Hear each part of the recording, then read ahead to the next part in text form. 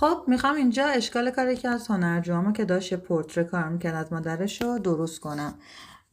گفتم یه توضیح بدم و بذارم توی پیج که بتونید شما هم ازش شاید استفاده کنید.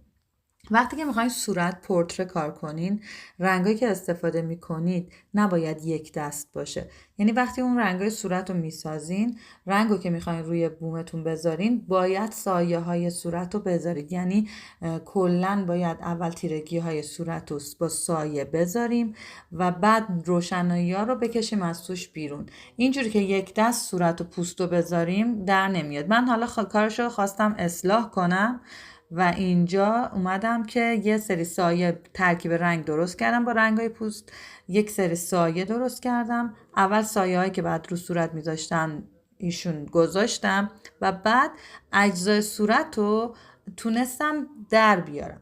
حالا این مرحله که تموم بشه باید بذاریم خشک بشه کار و دوباره ترکیب رنگ صورت رو بسازیم که من تو کپشن ترکیب رنگ صورت رو براتون میذارم.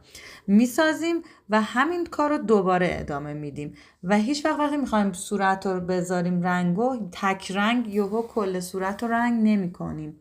هر جای دیگه تو فیگوراتیو هم اگر بخواین رنگ بذارید باید تیر روشنی ها رو از همون اول مشخص کنید. و الان تو این نقاشی چون شبیه سازیه میخواد که شبیه عکس باشه، بیشتر باید دقت کنید. یعنی این تیر روشنی ها باعث میشه که شبیه تر شه نقاشی.